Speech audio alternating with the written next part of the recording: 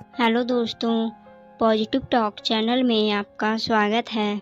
आज की कहानी है रहस्य पिछले जन्म का अंतिम पार्ट। दोस्तों, अगर आपने आज पहले वाले पार्ट नहीं देखा है तो पहले वाले पार्ट देख लीजिएगा, तभी आपको आगे की कहानी समझ आएगी। लिंक आपको इस वीडियो के डिस्क्रिप्शन में दिया जाएगा। तो आइए शुरू करते हैं आगे की कहानी। तो अगर आपने चैनल को सब्सक्राइब नहीं किया है तो पहले चैनल को सब्सक्राइब कर लें। राजेश सुनीता को उस बंगले में ले जाने लगा जो उसने अभी ही लिया था, जिसमें वो और सुनीता रहने वाले थे। उसके बाद राजेश सुनीता को उस बंगले में ले गया और दोनों बंगले के अंदर गए, लेकिन सुनीता को पता नहीं क्यों ऐसा लग रहा था जैसे वो यहाँ पहले भी कभी आई हुई है। सुनीता ने उस समय राजेश से कुछ कहा नहीं, लेकिन वो उस बंगले में हर जगह घूम घूम कर देख रही थी और ऐसा लग रहा था जैसे सुनीता को कुछ याद आ रहा हो। यहाँ पर पता नहीं क्यों सुनीता सोच रही थी, शायद मैं यहाँ इस जगह को अच्छी तरह से जानती हूँ, पर मैंने कब देखा है इसे और मैं यहाँ कब आई हूँ, पर मुझे याद नहीं आ रहा।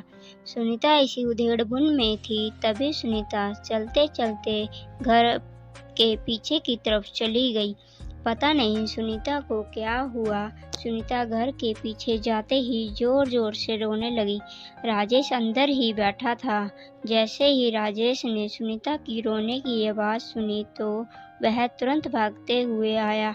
उसने कहा, सुनीता क्या हुआ, तुम क्यों रो रही हो और तुम क्यों आई हो अकेले पीछे? क्या हुआ, क्या देखा तुमने? बोलो सुनीता। पहले तो सुनीता ने कुछ नहीं बोला, पर राजेश के बार बार पूछने पर सुनीता ने बस इतना ही कहा, कुछ नहीं, बस कुछ नहीं।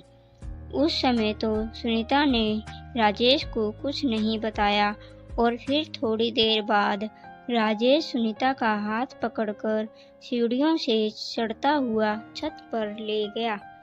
राजेश उसे दिखा रहा था छत के ऊपर से कितना अच्छा नज़ारा लगेगा, लेकिन सुनीता जैसे ही उस घर के अंदर घूम रही थी तो उसे ऐसा लग रहा था जैसे उसको कुछ याद आ रहा हो।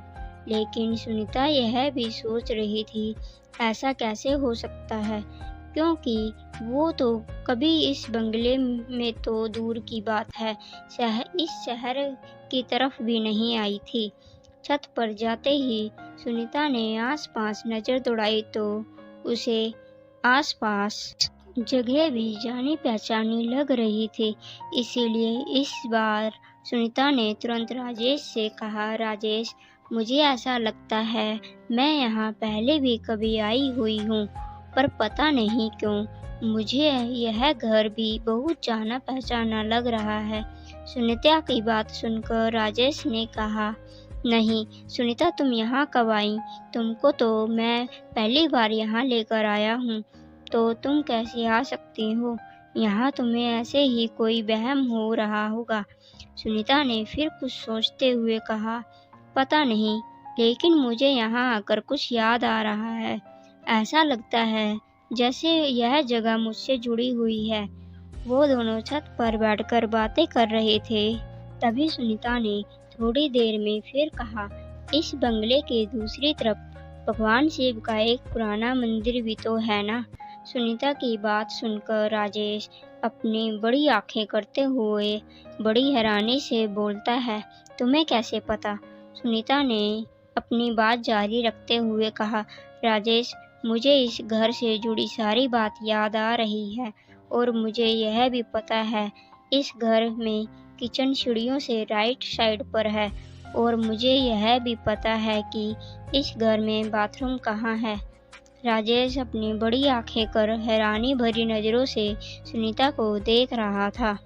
बस तभी सुनीता अपनी जगह से उठकर थोड़ा दूर रेलिंग के पास गई और एकदम चिल्लाते हुए बोलने लगी। इस बार सुनीता की आवाज़ अब बहुत ज़्यादा बदल चुकी थी। सुनीता ने रेलिंग के पास से ही कहा, राजेश, 23 साल पहले तुम्हारे साथ ही तो रहती थी मैं, भूल गए क्या? राजेश, तुमने पहले तो मेरे साथ प्यार का नाटक करके अपने मकसद के लिए शादी करी, उसके बाद तुम्हारा मकसद पूरा हो गया तो फिर तुमने इसी छत पर मेरे साथ क्या किया था, भूल गए क्या तुम? राजेश इस आवाज़ को बहुत अच्छी तरह पहचानता था। वह आवाज़ नीतू की थी। राजेश के माथे से अब पसीना निकलने लगा। राजेश बहुत घबराया हुआ था। राजेश थोड़ा पीछे हटकर डरते हुए बोला, नीतू तुम कैसे आई? तुम तो मर गई थी ना तो? फिर सुनीता ने फिर उसी बदली हुई आवाज़ में राजेश को जवाब देते हुए कहा, हाँ राजेश, तुमने तो मुझे अपनी ज़िंदगी का कांटा समझ लिया था और उस रात तुमने उस कांटे को भी हटा दिया था, लेकिन मुझे तुमसे अपना हिसाब भी तो चुकता करना है, क्योंकि तुमने मेरी हत्या करी और अपने पावर के दम पर उस हत्या को मेरी आत्महत्या साबित करवा दिया, इसलिए मुझे तो आना ही था। तो फिर मैंने सुनीता के रूप में पुनर्जन्म लिया, तुमसे बदला लेने के लिए। राजेश, तुझे तो तेरे किए की सज़ा मिलकर ही रहेगी। राजेश, अब तुझे मरना होगा और तू मरेगा। सुनीता की बात सुनकर राजेश डरता हुआ माफ़ी मांगने लगा और कहने लगा, नीतू माफ़ कर दो, मुझे छोड़ दो, मुझसे नीतू गलती हो गई थी, उस समय मैं कुछ समझ नहीं पा रहा था, मुझे माफ़ कर दो। सुनीता यानी नीतू ने कहा, तूने छोड़ा था मुझे? तूने तो मुझे कुछ भी नहीं बताया था, बातें करते करते छत से नीचे धक्का दे दिया था, तो मैं तुम्हें कैसे छोड़ दूँगा? आज तुम इसलिए तो मैं दोबारा दुनिया में आई हूँ कि तुझे तेरे किए हुए की सज़ा दे सकूँ। उसके बाद राजेश डरता हुआ पीछे की तरफ भागने लगा, लेकिन तभी उसका पैर किसी चीज़ से टकराया और वो सीधा ऊपर से नीचे गिरने लगा। राजेश छत से सीधा नीचे ज़मीन पर गिरा और चीखता चिल्लाता तड़पता हुआ अपना दम तोड़ देता है।